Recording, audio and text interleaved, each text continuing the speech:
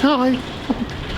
So I don't know whether this is a welcome to a Tom versus Dale video, or whether this is going to be in the middle of a Tom versus Dale video. This is the start of a Tom versus Dale video. Finally feel like I'm making some headway. So, because it's all not off-the-shelf stuff, it took us a little while to get to grips with what we actually needed to put on the car to make it go low. We're here at Airlift Security to pick up the airlift stuff. So, in a minute we'll meet Palm, we'll have a little look around. You've never been, have you? I've never been. So I don't know whether they'll get the opportunity to show us next door, but they've got a lovely fancy new building as well that we'll be kitting out soon. So it gives us a chance to look at that. Pick up the airlift goodies, so there's bags, struts, management. I don't think the struts are here today because and that's not a bad thing because Phil may or may not use them, so they've had to order them in. So we'll see what we've got, pick these goodies up, then going to drop them straight at Phil. So hopefully, in a moment, just like this.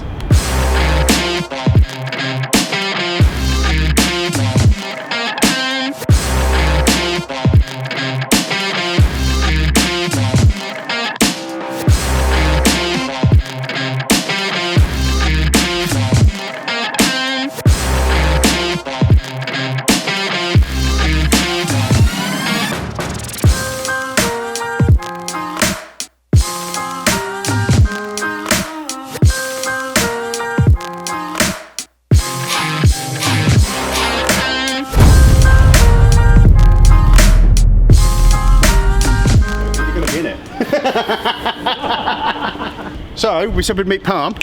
Here he is. What's up? I love it. I love it when you bought it. The colours bang on.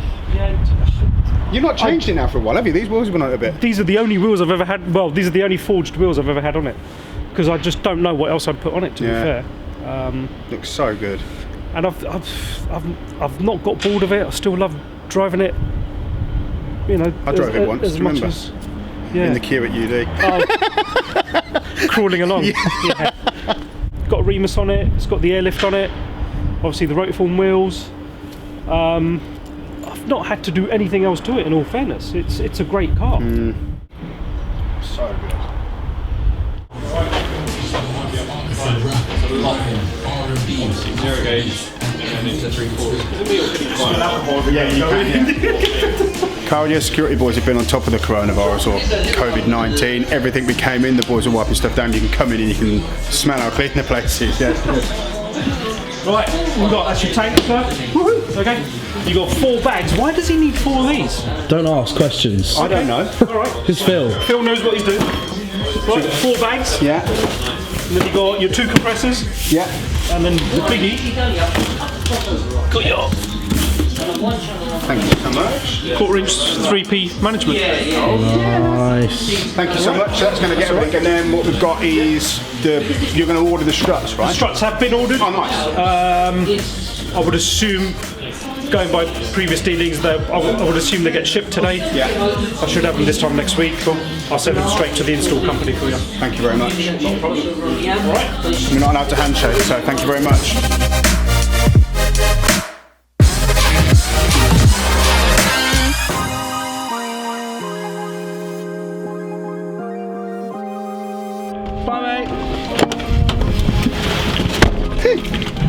Now we're going to go to the install company. So we have suspension. I'm very most excited. Airlift Security, shameless plug, thank you very much. Airlift, thank you very much. We're now at Heathrow pretty much. We're now going to go to Leicester to Uncle Phil. Oh, first, lunch.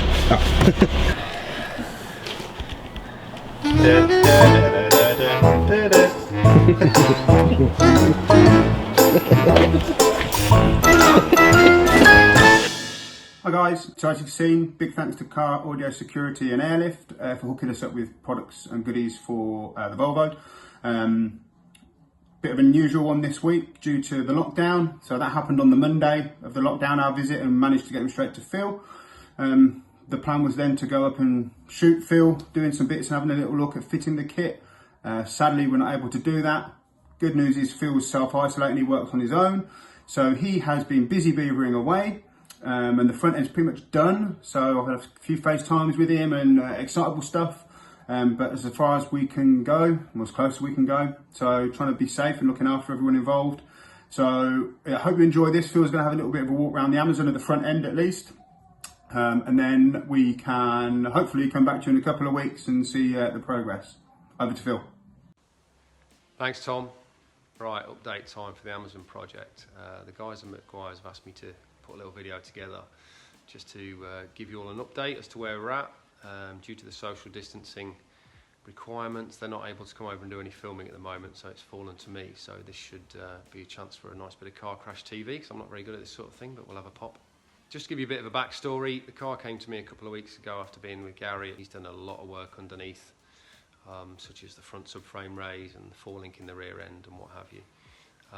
So this will give me a good platform to build off from to get the air ride system working. This has been, I think, fairly well documented in the previous videos. I'm sure you've seen it. If you haven't, shame on you, but anyway, it matters not. I'm going to talk through what we've done so far. Just to give you an idea of the sort of roughly what I've done. Car came in from Gary, we pulled the front subframe out. It was fairly rusty, not surprising for the age of the car, but we all know Tom likes to buy a rusty car, so I'm assuming he bought it for that reason. So we had that all media blasted, got it all nicely cleaned up, so we've got lots of fresh metal to work with, and then sort of set into cutting it about.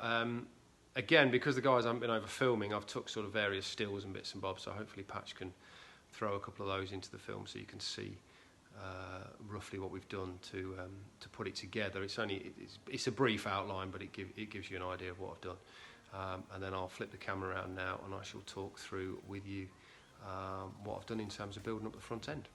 So this is what was left after I stripped the front subframe. As you can see, some nice rusty backing plates there and some old springs. Thankfully none of that we need anymore, that's all going in the bin. But the bit I needed, which was the front subframe, is nice and solid and good metal, so that's a good start. Plenty of Amazons have been bagged already, nothing new in that, but we're trying to do something a bit more extreme here and get it as low as possible, which is what Tom wants. So I started off by removing the original ends of the front subframe. There's one in front of us here. This would have been the original spring mount, so the shock would have been bolted up through that hole there, and the spring would have been in there. The reason for removing this basically is it gets in the way. It's because we're looking for such extreme travels on the airbag to get the drop and the raise we want. It meant that this was too restrictive for the bag. So what we've ended up doing is removing it off the end and creating something a bit different. So I've engineered some new parts here, had them laser cut. So this is where it will mount into the body of the vehicle now. So this is now a 10mm plate, and so is this strengthen here. We've added some bracing down the back there to make sure it's all nice and stiff. And then lower arms are inflated over and a lower bag mount created, and then the upper bag mount created off the top of the old spring perch there. As you can see, we've articulated top and bottom of the bag. The reason I've done this is basically to create as much travel as possible with as much clearance as possible, but also to prevent the bag deforming too much when it's aired out. Because the lower arm has to travel up to such a degree, if you leave the original spring perches in place, the bag has to deform. It's never good for any bag ideally, but also it means when you're driving low, you're not running with the bag perpendicular to the lower arm, which is a much more ideal situation if you can create it in the same way that the spring would be. So by making these mounts here and these mounts here, they're able to move. So as the arm goes up and down, the bag actually stays straight all the way through its motion. What that means is A, there's no risk of damaging the bag when the vehicle's aired out or aired up, but B, it should create a much nicer drive as well. So that front subframe is now complete. As you can see, we've done both ends. That's all ready to go back into the vehicle. On the other side, just around here, that point there will become the lower shock mount. The upper shock mount is on the body, has been welded in. So as I said earlier on, once Bill Stein are available again and we can order some shocks, that will go in and that will give us a damping, because obviously there's no monoshock at the moment on the front. So that gives an idea there. So what I'll do is I'll pop this into the car now, and then I'll show you through the range of travel that we've got once it's installed into the vehicle. Okay, so with the subframe now installed into the front of the car, you can see the sort of drop we've got. So you could see the hub there, and this metal bar here is effectively showing us where the sill line is. So you can see how low we are there, and you can also see how low we are there in comparison. So we've got a really healthy amount of drop there, just what we wanted. So the subframe raise and all the work on the subframe has worked out exactly how I wanted it to. You can sort of see, I don't know what you're going to be able to see, but you can see there with the bag fully compressed that it sits nice and straight. There's no deformation on the bag there, there's nothing out of line. So even with the lower arm, it's hard to show you, but even with the lower arm at the angle it's at, the bag sits perfectly flat. And then if I can just lower that down, it won't go exactly straight because there's no bushings at the moment, but then when it's aired up, again you can see the bag sits nice and straight and true. And that's exactly what we were trying to achieve. So I've done it the way I have to try and make sure that we get the best drive possible, but with the best lift and the best drop. And hopefully we will have achieved that. So yeah, something to look forward to when it's all back together again. So that gives you a little update of where we're at now. As I say, the back's in progress, but it's very much in parts at the moment, so there's not really a great deal to show, but we'll save that for the next video. And hopefully in the not too distant future, the lads from Meguiars will be able to get across and we can do some proper filming. Okay.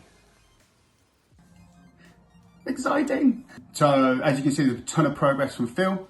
I can't wait to see the whole thing done. It's really exciting. I'll post a picture today of where we hope it's going to sit, which is somewhere near the floor, on the floor, which I want it to be. So amazing. So again, shout out to Guardian Security for helping us out. Shout out to Airlift. Shout out to Phil. Getting stuff done whilst we're still on this lockdown period, which is crazy. I hope you're all still staying safe. If you've liked this content, don't forget to like, subscribe and click the notification bell to get updates from all of our videos. We're trying our best to keep the content coming, whether it's Tom versus Dale, day in the bay stuff, wherever you can, just click the subscribe. Cheers till next time, stay safe.